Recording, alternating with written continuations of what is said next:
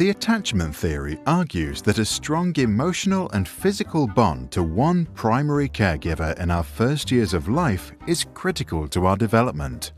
If our bonding is strong and we are securely attached, then we feel safe to explore the world.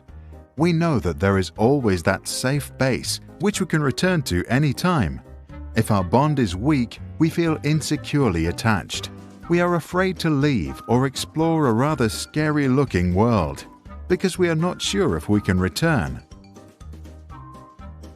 People who are securely attached are said to have greater trust, can connect to others, and as a result are more successful in life. Insecurely attached people tend to mistrust others, lack social skills, and have problems forming relationships. There is one type of secure attachment, and there are three types of insecure attachments: anxious ambivalent, anxious avoidant, and anxious disorganized. In responses to distress, the first three react organized, while the last acts disorganized. To understand the theory better, let's look at Mr. and Mrs. Smith, who have 4 children: Luca, Anne, Joe, and Amy. The Smiths are lovely parents who cuddle, make frequent eye contact, speak warmly, and are always there for their kids. But one day, Mr. Smith falls very sick and dies. For Mrs. Smith, life now becomes very difficult. She spends all day working, while at the same time trying to care for her children. An impossible task. At 6 years of age, Luca's brain is for the most part developed, his character strong and his worldview shaped. The new situation does not affect him much. He knows there is still always Mum, his safe haven. He feels securely attached. Later, he turns into a trusting and optimistic young man. His self-image is positive. Anne, who is 3, has problems coping with the new lack of attention. To Anne, her mother now acts unpredictably. She is anxious about their relationship and as a result becomes clingy. To get her mum's attention, she has to raise her emotional state and scream. When her mum finally reacts with a predictable response, she herself acts ambivalent and doesn't show her true feelings. Later in life, others think Anne is unpredictable or moody. Her self-image is less positive. Her attachment style is anxious ambivalent. 2-year-old Joe spends his days with his uncle, who loves him, but thinks that a good education means being strict. If little Joe shows too much emotion or is too loud, his uncle gets angry and sometimes punitive. This scares Joe. He learns that to avoid fear, he has to avoid showing his feelings, also in other situations. As an adult, he continues this strategy and has problems entering relationships.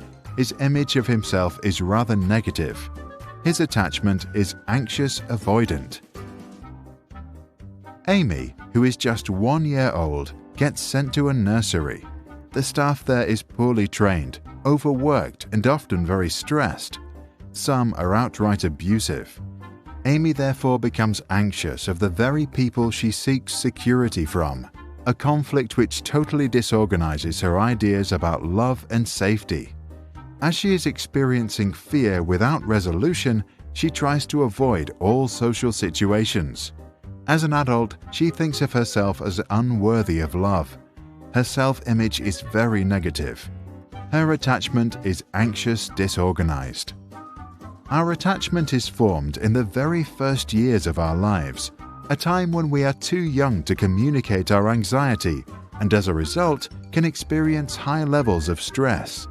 Then our adrenal gland, an organ sitting on top of our kidneys, produces the stress hormones adrenaline and cortisol. The heart rate increases, the blood pressure goes up, and we become alert. If that happens frequently, it is called toxic stress. Toxic because it impairs the development of a child's brain and weakens the immune system.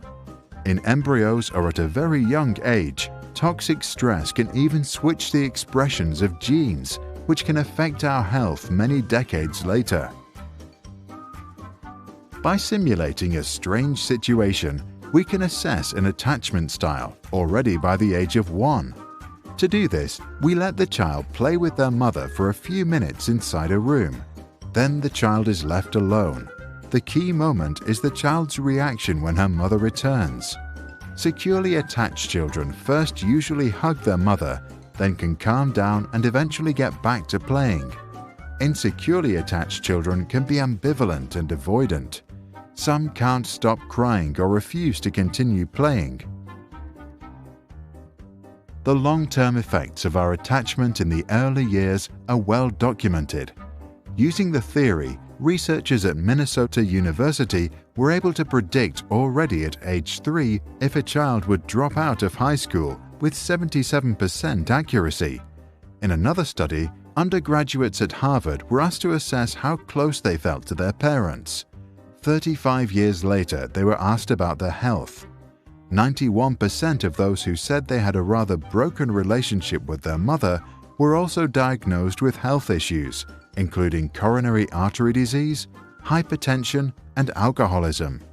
For those that had reported a warm relationship, the figure of poor health diagnosis was just 45%. But there is another reason why the early years deserve special attention. They are the starting place for subsequent behaviors. A kid that feels securely attached at age 2 can make friends at kindergarten. Their worldview gets reinforced with every interaction, and they develop optimism.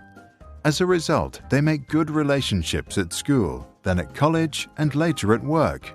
Highly insecurely attached children can miss out on this opportunity. Psychologist John Bowlby, a pioneer in attachment theory, allegedly said, "What cannot be communicated to the mother cannot be communicated to the self." In other words, those who feel insecurely attached might not quite understand themselves. To get to know who they are and what they feel, they might have to go way back in time.